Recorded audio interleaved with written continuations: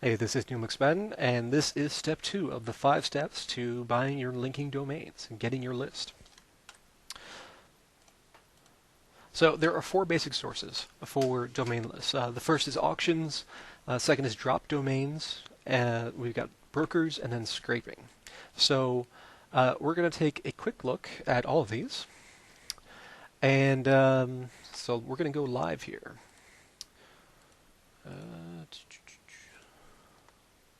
Let's close that.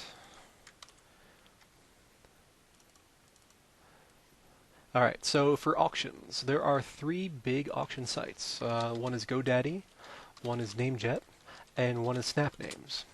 And what happens when a domain does not get renewed by somebody is that most registrars will give the previous registrant a grace period of usually something like 60 days in order to renew the domain that they did not renew when it expired. After that, it goes to usually one of these 3 places, and they'll auction it off. And they'll say, okay, anybody who wants to pick up this domain can. All you have to do is register with each site, and you can go ahead and take a look at their listings. So, like on SnapNames, they've got a list. They're doing over 2 million domains available, updated daily. Same thing with Namejet, and GoDaddy is the largest marketplace. They have GoDaddy Auctions, which is one of their services. But part of the issue there is that it's a lot of data to crunch. So there are various other third-party services that compile all this data for you in order to sort through things more easily. So the one I like to use is called Register Compass. It's registercompass.org, or .com rather. And I believe it's a German company. They charge something like $30 a month for their memberships. But then you can look at everything that's coming up for auction. So you can save searches, have them emailed to you. It's a pretty solid service. And on this search, we're looking at public auctions that are going to expire in the next day. And you can filter through various statistics that you want, and then you can just download everything as an Excel sheet, which is pretty convenient.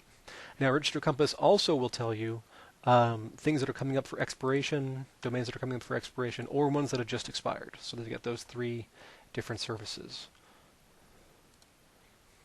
So that is auctions.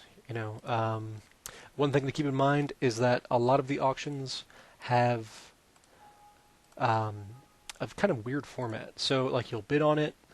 In SnapNames and Namejet both do it this way. You'll bid on a particular domain, and then if you win that actually doesn't win you the domain. It then goes to a secondary private auction in which all the bidders from the first public auction are in the running. So you bid the first time just to get yourself on the list, and then you bid the second time a couple days later to make sure, for the actual winning bid or not. And you can see that the auction list comes out. You got all the URLs. You've got where the auction is being held, Majestic Trust Flow, registrar, last time that particular listing was updated, current bid, on and on and on. All kinds of statistics that you need. And then the second source is drop domains. So this is when a site has gone through this whole process and nobody bid for whatever reason. I mean, there's thousands of these that drop every day, and so you can use Register Compass again to find those same lists. And then there are other services. There's services like Moonsea, although I think they went out of business, expireddomains.net.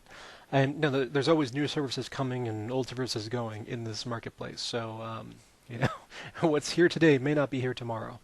But here we've got 18,800 expired domains. And clearly most of these are going to be not very useful, but you use your filters and your Excel functions to weed through all this.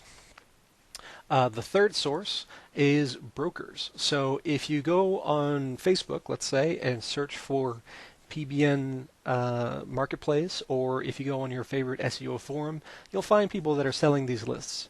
And either they hold the domains themselves, or they've just found the domains and they're selling you the the name. So they'll say, okay, give me $10 and I'll tell you about this great domain that hasn't been registered yet.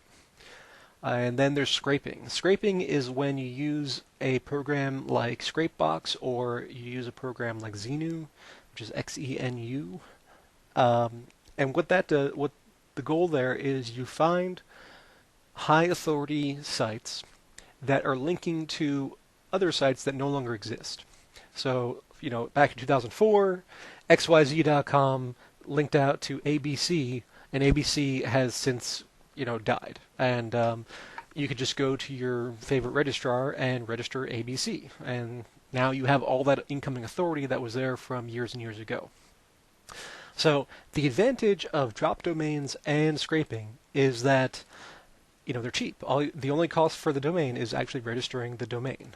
With brokers, you've got to pay the broker, and with auctions, you are competing amongst however many people are bidding for the domains. So typically in auction, most of them, the minimum they go for is $70. Whereas, if you get a drop domain, it could be, $10 or $15.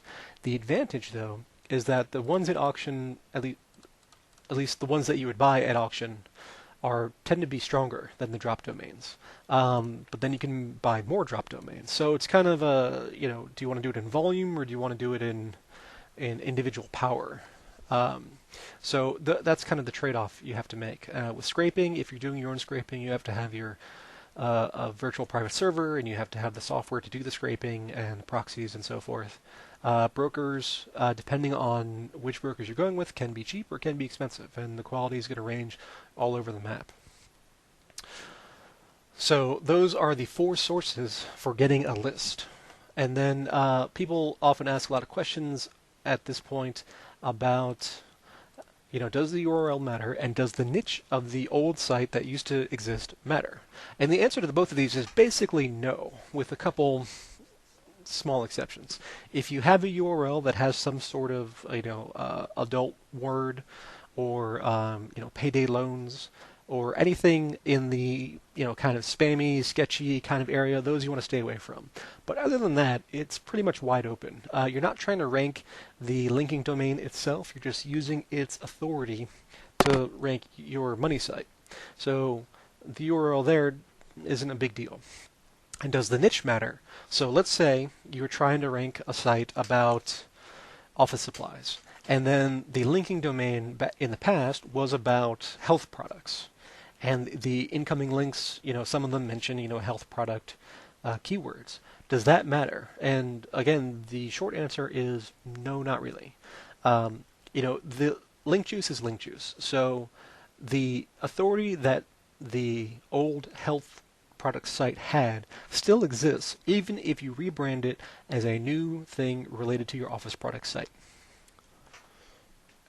So the link between the linking domain office product site with relevant keyword or branded keyword to your office products main site has nothing to do with the health products links coming into the office product site in the middle.